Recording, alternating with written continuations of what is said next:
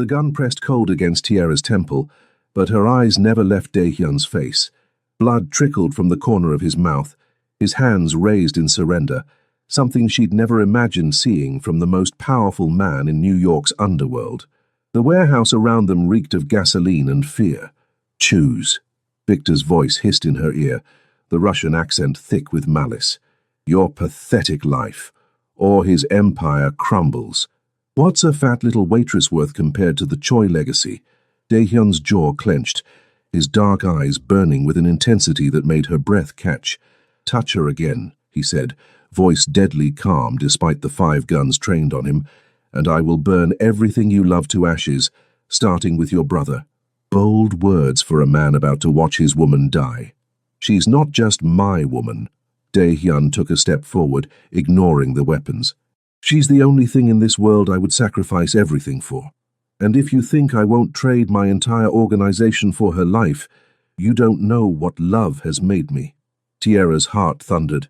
How had a simple night shift at a Queen's diner led to this? How had the man who once terrified her become the only person who made her feel truly beautiful? 3 weeks earlier, the fluorescent lights of Benny's diner buzzed with their usual tired hum as Tiara Morgan wiped down the counter for the 3rd time that hour. 2:47 a.m. The graveyard shift stretched before her like an endless highway, and her feet already ached in her worn sneakers. She caught her reflection in the chrome napkin dispenser, dark brown skin gleaming with the sheen of exertion, her natural hair pulled back in a simple bun, curves stretching the fabric of her uniform in ways that made her want to hide behind the counter. Marcus's voice echoed in her head, as it had for the 2 years since he'd left. "You're built like my grandma, Tiara. What man's gonna want all that?" "Coffee, miss." Tiara jumped, nearly dropping her rag. She hadn't heard anyone enter. The man sitting at the far end of the counter seemed to have materialized from shadows themselves, tall, impeccably dressed in a black suit despite the ungodly hour, with sharp features that screamed expensive and dangerous. Korean, she registered, maybe mid-30s, with eyes so dark they looked like chips of obsidian. "Coming right up," she managed, reaching for the pot with hands that wanted to tremble. Something about him set off every alarm bell she possessed. She poured the coffee, hyper-aware of his gaze following her movements. Not leering. She knew that look well enough from late-night drunks. This was different. Assessing. Like she was a puzzle he was methodically solving. "You work here every night?" His English was perfect, barely accented, with a voice like smoke and silk. "Most nights." Tiara kept her tone professional, neutral. "Can I get you anything else?" "Why?" The question caught her off guard. "Why what? Why do you work the graveyard shift in Queens when you could do better?" He took a sip of coffee, never breaking eye contact. "You're educated. I can hear it in how you speak. And observant. You clocked the exit routes the moment I walked in." Tiara's pulse quickened. "I don't know what you're talking about." "Yes, you do." He set the cup down with deliberate care. "You noticed my men outside, too. The black sedan. You're smart enough to be afraid. But you're serving me coffee anyway. That's either courage or desperation. Look, Mr. Dae-hyun, Choi Dae-hyun." The name meant nothing to her, but the way he said it suggested it should. "Mr. Choi, I'm just trying to work my shift. If you're not ordering food, I'm ordering answers." He leaned forward slightly, and Tiara fought the urge to step back. 3 weeks ago, you witnessed something in the alley behind this diner. A transaction that went badly. Men were hurt. Tiara's blood ran cold. She tried so hard to forget that night. The shouting in Korean and Russian, the gunshot that had sent her diving behind the dumpster, the blood she'd seen pooling on the concrete when she'd finally dared to peek. "I didn't see anything," she whispered. "The men who did that deal believe otherwise. They think you saw faces, heard names."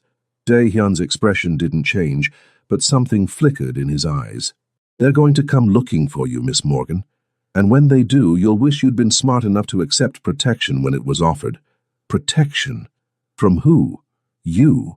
Tiara's fear morphed into anger, the same anger that had gotten her through Marcus's betrayal and her grandmother's death, and every cruel word ever thrown at her body.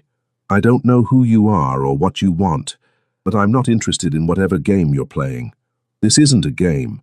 He stood, and Tierra realized he was easily 6 feet tall, broad-shouldered beneath that expensive suit. The Russians who did that deal are animals. They leave no witnesses, and they take their time about it, especially with women. Then why haven't they come for me already? Because I made sure they didn't know your name yet. Dae-hyun pulled out a card, setting it on the counter. Mate black with silver lettering. When they figure it out, and they will, call that number. Day or night. And if I don't? Then I'll attend your funeral. He placed $200 bills next to the card, for the coffee and the conversation. He walked toward the door, his men materializing from the shadows to flank him. Tierra found her voice as his hand touched the handle. Why warn me at all? Dae-hyun paused, glancing back over his shoulder. For just a moment, something human flickered across his features. Because you gave bread to the homeless man outside last week. Used your own money when you thought no one was watching. And because, he seemed to choose his words carefully, the world has enough cruelty. It doesn't need one more light snuffed out. Then he was gone, leaving Tierra alone with racing thoughts and a business card that felt like it weighed 1,000 pounds.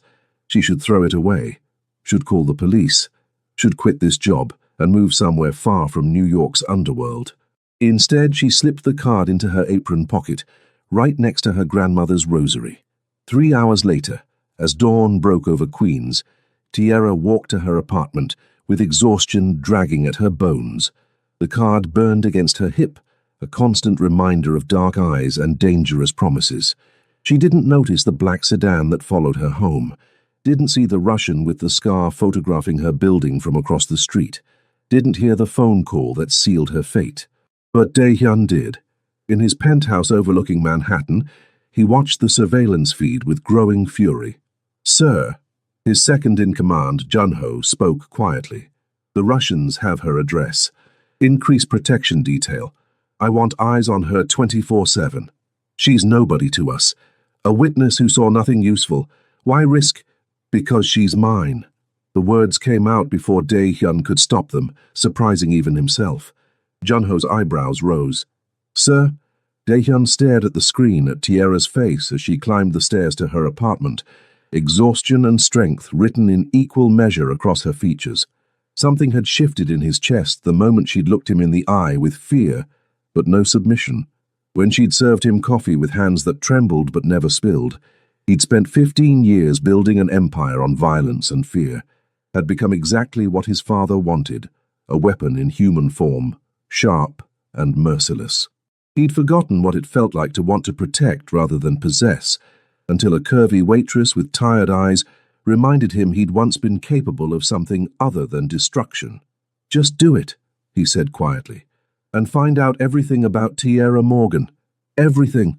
Tierra's alarm screamed at 6 p.m., dragging her from dreams of dark eyes and darker warnings. She'd managed maybe 4 hours of sleep, her mind too wired with questions that had no safe answers. Who was Choi Dae-hyun? What had she really seen that night? And why did a man who radiated danger look at her like she mattered? Her phone buzzed. Unknown number. Don't go to work tonight. CDH. Tierra's jaw tightened. The hell she wouldn't.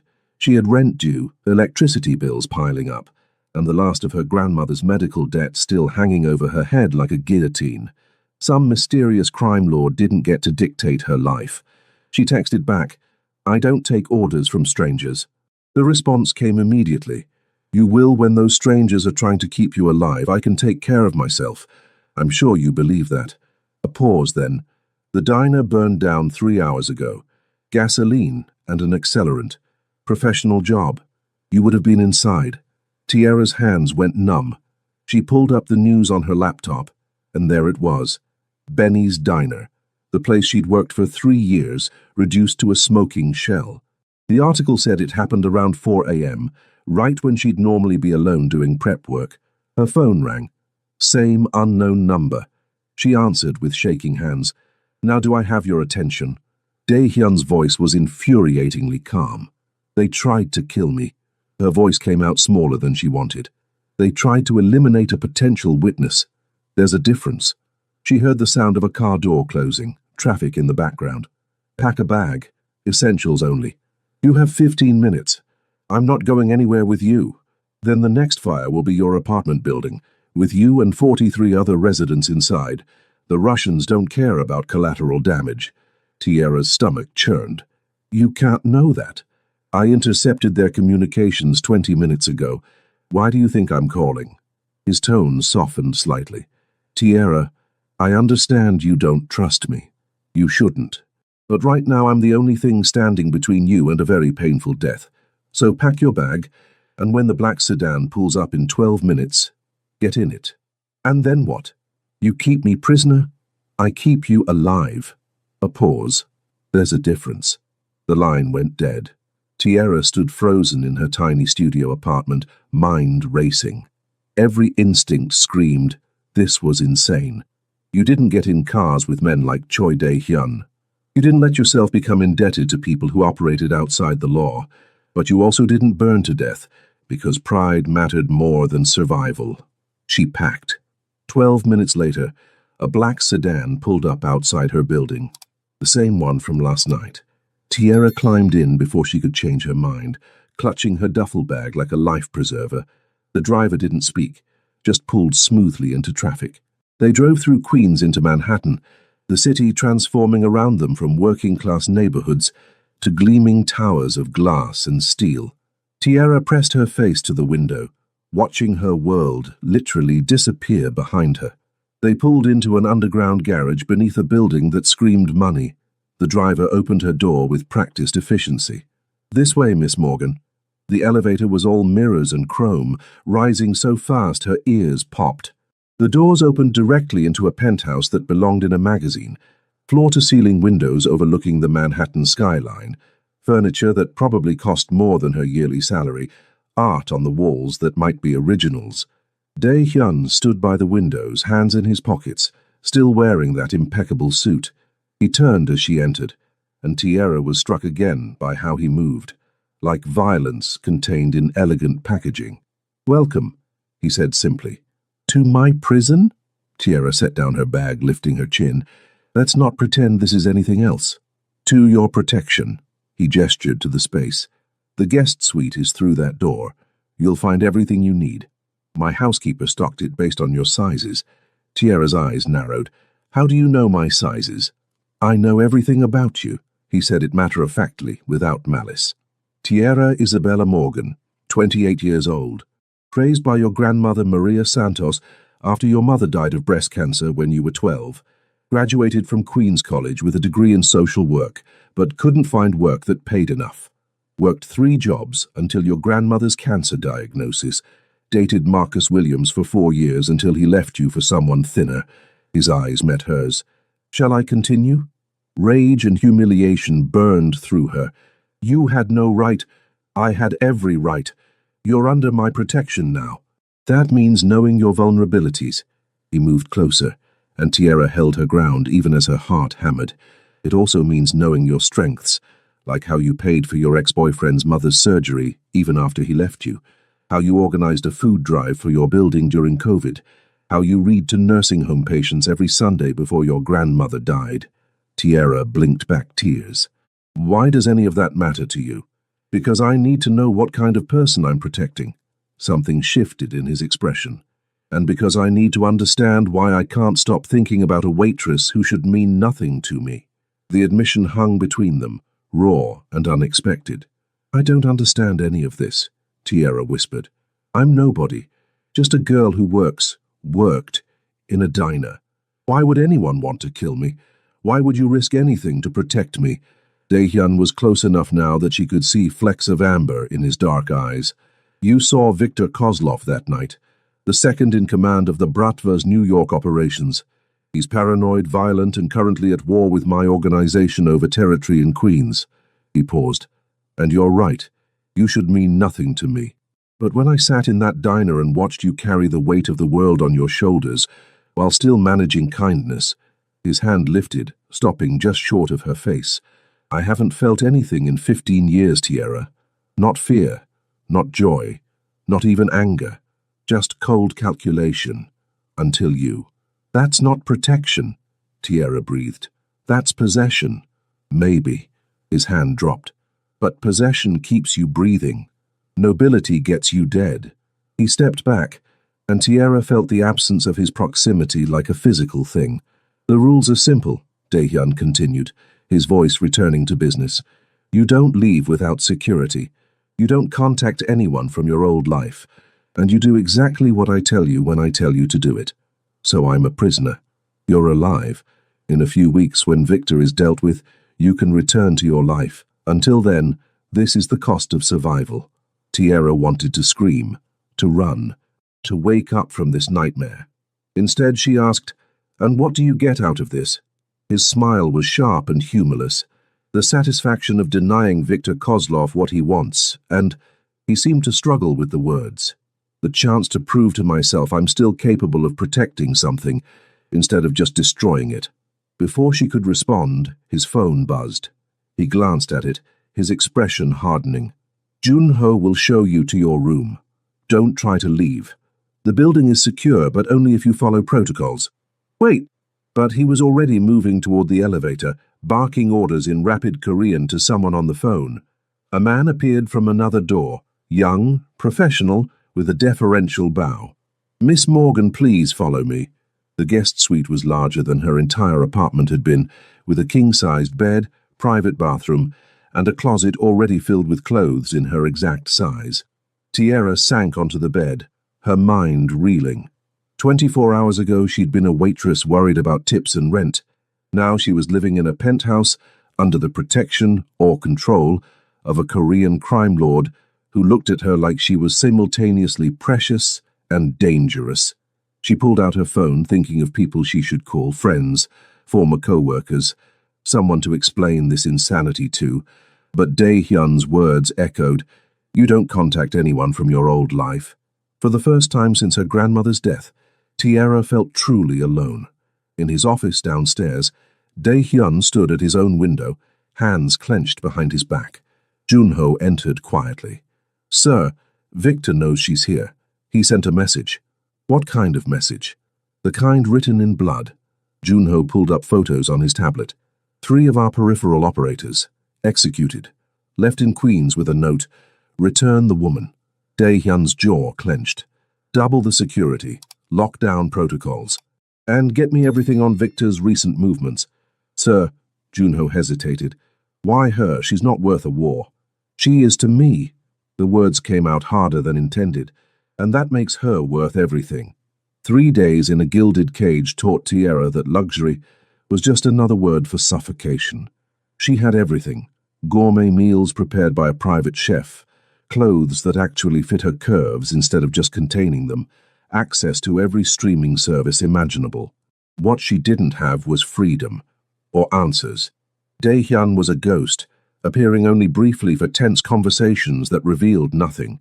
She'd catch glimpses of him in hallways, always on the phone, always radiating that controlled danger. Once, she'd woken at 3 a.m. to raised voices in Korean and the unmistakable sound of someone being beaten in the penthouse below. Now she stood by the floor-to-ceiling windows, watching the city lights sparkle like distant stars. Behind her, the penthouse was silent, except for the hum of climate control. Even the security guards stayed invisible, though she knew they were there.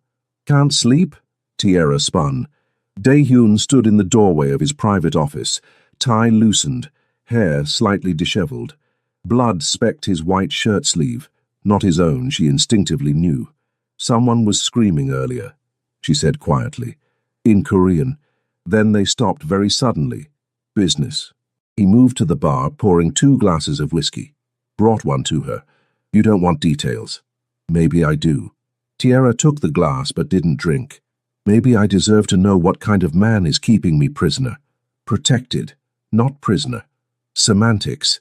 She gestured to the windows. "I can't leave. Can't call anyone. Can't even order my own food. If this is protection, it feels a lot like control." Daehyun's expression darkened. "You want to know what I do? Fine. I run an organization that controls 40% of New York's underground economy. Gambling, protection, import-export of goods that customs doesn't need to know about. I make decisions that affect thousands of lives, and sometimes those decisions involve violence." He moved closer and Tierra refused to back away. That man downstairs betrayed his brothers for Russian money. He got off easy with just broken ribs. You don't feel anything, do you? Not guilt, not remorse. I feel plenty. His voice dropped to something dangerous. I feel responsible for 300 people who depend on me for their livelihoods. I feel the weight of a legacy my father built with blood and sacrifice. And lately, I feel something I can't name every time I look at a woman who should mean nothing to me. Tierra's breath caught. Don't what? Don't look at me like that. Like I'm something other than an inconvenience you're stuck with. You think that's what you are? Dae-hyun laughed, but there was no humor in it. Tierra, keeping you here has cost me 2 safe houses, 7 men, and a territory deal worth millions. Victor is burning my operations to the ground trying to get to you. You're the most expensive inconvenience I've ever had. Then let me go. I can't. The admission seemed torn from him. I've tried to convince myself you're not worth it, that I should just hand you over, make peace with Victor, cut my losses. But every time I think about him touching you, hurting you, his hand shot out, gripping the window frame hard enough, his knuckles went white. I want to burn his entire organization to ash. Why? Tierra whispered. You don't even know me. I know you gave your last $20 to a homeless veteran. I know you work yourself to exhaustion to honor debts you didn't create.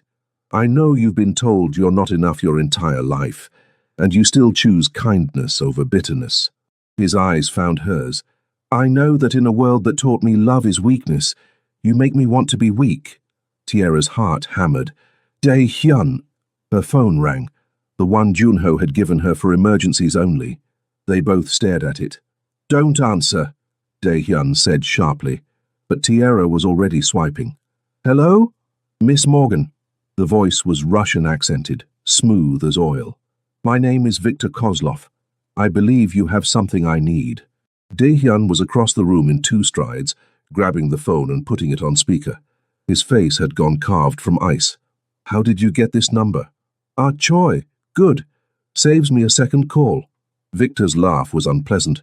Your security is impressive, but not perfect. I know where she is. I know she's wearing blue pajamas. I know she's standing by the north window. A pause. I can see her right now. Tierra stepped back from the window, blood draining from her face.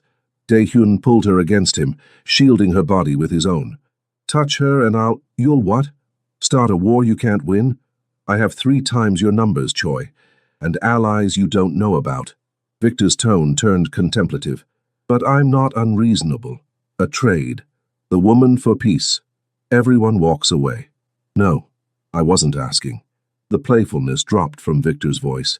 You have 24 hours to deliver her to me, or I'll take her myself. And when I do, I'll make sure you watch what I do to her before I kill you both. The line went dead. Dae-hyun was already moving, barking orders in Korean. Security guards materialized, checking windows, locking down systems. Junho burst in, tablet in hand, face pale. So we have a breach. One of the cleaning staff. She was compromised, FSB trained. She planted cameras. Find her, and anyone she contacted. I want them breathing enough to talk, nothing more. Dae-hyun turned to Tierra, his hands gripping her shoulders. Pack now, we're moving you. Where? Somewhere even I won't know until we're there. His eyes burned with intensity. This is my fault. I should have moved you immediately, should have anticipated. Stop. Tierra placed her hands over his, feeling the tremor he was trying to hide. This isn't your fault. I saw something I shouldn't have. That's not on you. Everything about you is on me now. His hand cupped her face, thumb brushing her cheekbone. I won't let him have you, even if I have to destroy everything I've built to keep you safe. That's crazy. I know. His forehead pressed against hers. I know it's insane. I've known you for 72 hours. You should be nothing to me, but Tierra, his voice dropped to a whisper. You're everything. Before she could respond, alarms shrieked through the penthouse. We're breached, Junho shouted. Basement level, 4 hostiles, no 6. An explosion rocked the building.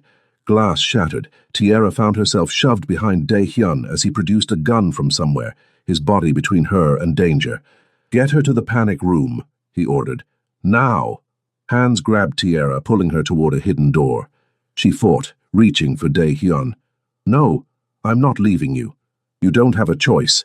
His eyes met hers one last time, and she saw something there that made her chest ache. "If I don't walk out of this, Junho will get you somewhere safe. Trust him." "Dae-hyun." The door slammed shut. Steel, bulletproof, soundproof.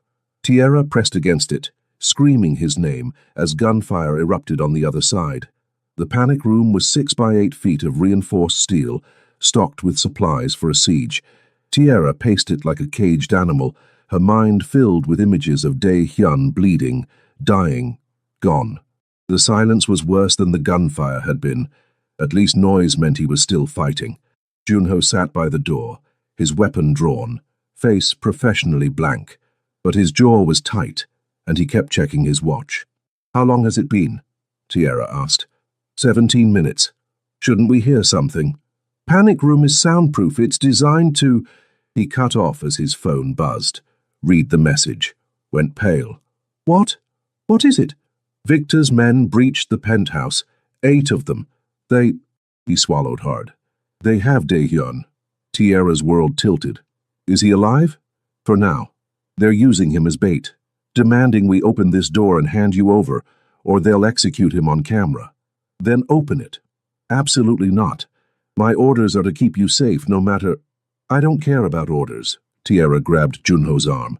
"He's dying because of me. I won't let that happen. Miss Morgan, if we open this door, they'll kill you both. Dae-hyun sacrificed everything to protect you. Don't make it meaningless. It's meaningless if he dies." Tears streamed down her face. "You don't understand. I spent my whole life believing I wasn't worth protecting, that I was too much, too big, too loud, too needy. And then this man, this dangerous, impossible man, decided I was worth burning his empire for. How do I live with that? How do I survive knowing he died so I could?" Junho's expression softened. "He cares about you, more than I've ever seen him care about anything. That's why we can't—" The lights cut out. Emergency reds flickered on. An alarm, different from before, began wailing. "What's that?" Tierra whispered. Junho checked his phone, then smiled grimly. "That's the cavalry." The door unlocked with a heavy clunk. Junho moved first, weapon raised. The penthouse beyond was a war zone. Shattered glass, bullet holes, blood on marble floors. Bodies in black tactical gear lay motionless. And in the center, surrounded by men in suits that screamed Choi Organization, was Dae-hyun, alive. Blood matted his hair. His lip was split. His suit was torn and stained. But he was standing, gun in hand, staring down at a man on his knees. Victor Kozlov, zip-tied and beaten. Tierra's legs moved before her brain caught up. She ran across the debris-strewn floor and threw herself at Dae-hyun.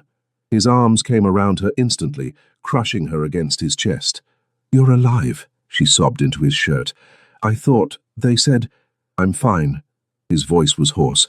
"It was a trap. We let them think they had me to draw them all in." His hand cradled the back of her head. "I'm sorry. I'm so sorry. You had to think. Don't ever do that again."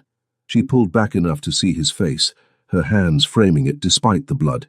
"Don't you dare sacrifice yourself for me. I'd do it 1,000 times. His thumb brushed away her tears. "Tierra, in 72 hours you've become the reason I breathe. I would burn the world. No more burning." She pressed her forehead to his. "No more sacrifices. We survive together, or not at all." Something broke in his expression. "You can't mean that. You can't possibly—" "I can and I do." The truth crystallized as she said it. "I don't know when it happened. Maybe when you looked at me like I mattered. Maybe when you risked everything to keep me safe. But Dae-hyun, A wet, rasping laugh interrupted them. Victor, blood dripping from his mouth, grinned up at them. How touching. The crime lord and his fat little whore, a romance for the ages. Dae-hyun's gun was at Victor's head before Tierra could blink. "Wait." Tierra's hand covered his. "Don't. He tried to kill you. I know. But you're not a murderer. Not really. I've seen who you are beneath all this. The man who warned a stranger, who protected someone who meant nothing to him, who chose me over his empire." She met his eyes. "Don't let him turn you into something you're not. I am exactly what he thinks. No, You're the man who reads classical poetry at 3 a.m., who pays for his employees' children's educations, who cried at your father's grave when you thought no one was watching. She smiled through tears. Junho told me. You're not a monster, Dae-hyun. You're just scared of being human. For a long moment he stood frozen. Then slowly, impossibly, he lowered the gun. Take him to the authorities, he told Junho. Let him rot in a cell instead of dying clean. Sir, that's not how we— It is now. Dae-hyun pulled Tierra closer. New rules, starting today. As his men dragged Victor away, the Russian's voice echoed back. You'll regret this weakness, Choi. Love makes you soft. It makes you— The elevator doors cut him off. Silence fell over the destroyed penthouse. Dae-hyun and Tierra stood in the wreckage, holding each other like lifelines. He's right, Dae-hyun said quietly. This, us, it makes me vulnerable, weak, everything I was taught to never be. Then maybe, Tierra whispered, it's time to learn new lessons. His kiss was desperate and tender, brutal and gentle all at once. Tierra melted into it, tasting blood and smoke, and something that felt frighteningly like hope. When they finally broke apart, Dae-hyun's hands framed her face like she was something precious beyond measure. I don't know how to be normal, he admitted. I don't know how to be with someone without controlling them. But for you, he drew a shaky breath. I want to try. That's all I'm asking. Tierra smiled through tears. Try with me. Be human with me, and maybe we can figure out what comes next. What if I fail? What if I hurt you? Then we'll deal with it together. She took his hand, lacing their fingers. I'm not asking for perfect, Dae-hyun. I'm just asking for real. He pulled her close again, his face buried in her hair.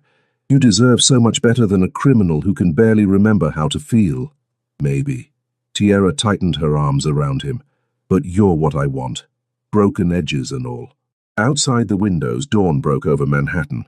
The city that had witnessed their impossible beginning now watched as a crime lord and a waitress clung to each other in the ruins of his empire, choosing love over survival, vulnerability over power. It was the most dangerous thing either of them had ever done. It was also the most real. The safe house in the Catskills was nothing like the Manhattan penthouse, a modest cabin surrounded by pine trees and genuine silence. No guards visible, though Tierra knew they were there. No luxury, just warmth and space to breathe. She stood on the deck, wrapped in one of Dae-hyun's sweaters, watching snow fall through twilight. Behind her, she heard him emerge from the cabin. You should be inside, he said, draping a blanket over her shoulders. It's freezing.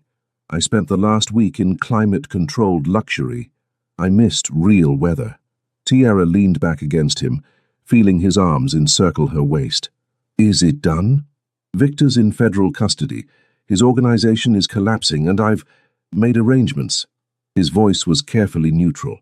What kind of arrangements? The kind that mean I'm out. He turned her to face him. I'm done, Tierra.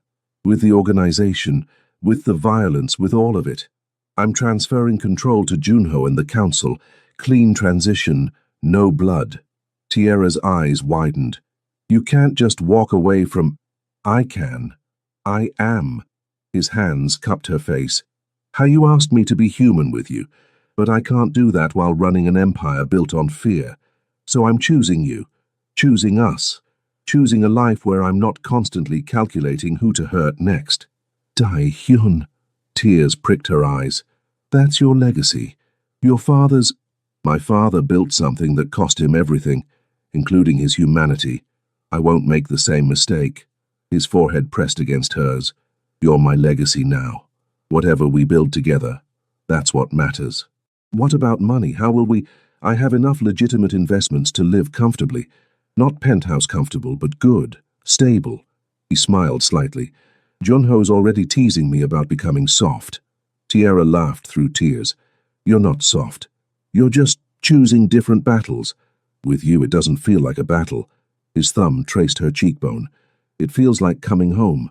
She kissed him then, slow and deep, pouring every ounce of gratitude and fear and desperate hope into the connection. When they broke apart, both breathing hard, Dae-hyun's eyes had gone dark with want. Tierra. Her name was a prayer and a question. Yes, she whispered. Whatever you're asking. Yes. He lifted her easily, carrying her inside to a bedroom lit by firelight, set her down with a gentleness that belied his strength. I need you to understand something, he said, his hands trembling slightly as they traced her curves. I'm not good at this, at being vulnerable, at letting someone see all of me. But with you, he drew a shaky breath, I want to try. Want to give you everything I am, broken pieces included. Tierra pulled him down to her, tears streaming freely now. Then give me your broken pieces. I'll give you mine. And maybe together we can make something whole. What happened next was tender and fierce, desperate and gentle.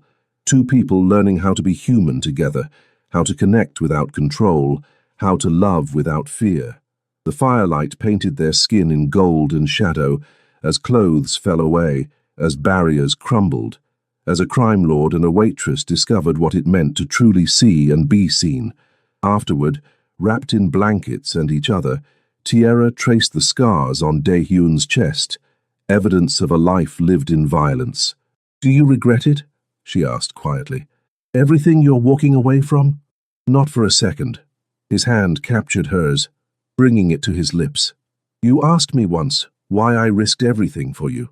The truth is, you gave me something I thought I'd lost forever, the chance to be more than what I was made into, to choose kindness over cruelty, protection over possession. He met her eyes. You didn't just save my life, Tierra. You reminded me I had one worth saving. I didn't do anything special. You existed, and you looked at me like I could be more than a monster. His voice cracked. Do you have any idea how rare that is? How impossible? Tierra cupped his face, feeling the wetness on his cheeks. You were never a monster. Just a man taught that monsters were all he could be. Then teach me something new, he whispered. Teach me how to be the man you see when you look at me. I don't need to teach you. You already are him. She kissed him softly. You just needed permission to believe it. They fell asleep like that, tangled together in firelight, two people who'd found each other in the worst possible circumstances and chosen to build something beautiful anyway. Outside, snow continued to fall, and in the darkness, Junho's security team maintained their silent vigil, not because Dae-Hyun had ordered it, but because they'd chosen to protect the man who'd shown them that strength and humanity weren't mutually exclusive. The next morning, Tierra woke to the smell of coffee and burning bacon. She found Dae-Hyun in the kitchen, swearing in Korean at a smoking pan. I'm a terrible cook, he admitted, looking adorably frustrated. I've had people do this for me my entire life. Tierra laughed, taking over. Then I'll teach you, along with laundry, grocery shopping, and all the other normal things you've missed. Normal. He tested the word like it was foreign. I'm not sure I know how to be normal. Lucky for you, she said, hip-checking him playfully. Neither am I. We'll figure it out together. As they cooked breakfast side by side, her fixing his mistakes, him making her laugh with his determined incompetence, something settled in Tierra's chest.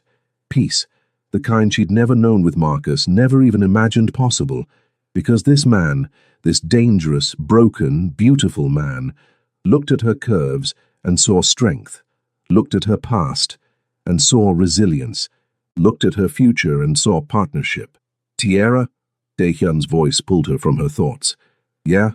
Thank you. For what? For seeing me, the real me, beneath everything I pretended to be. He took her hand. You said you were too chubby to be loved. But you're not too anything, you're exactly enough, and I'm going to spend every day proving that to you. Tears blurred her vision. That's a big promise. Then I'd better get started. He pulled her close. Bacon forgotten. I love you, Tierra Morgan. Your curves, your kindness, your strength, every impossible, beautiful piece of you. And I will never, ever let you forget that you're worth loving. I love you too, she whispered against his lips. My dangerous, broken, surprisingly terrible cook of a former crime lord. He laughed, truly laughed, and the sound was the most beautiful thing she'd ever heard. The years that followed were far from perfect, but they were real. Dae-Hyun struggled with normalcy, with being powerless to fix every problem, with trusting that love didn't require control. There were nights when nightmares woke him, when the weight of his past pressed down like a physical thing.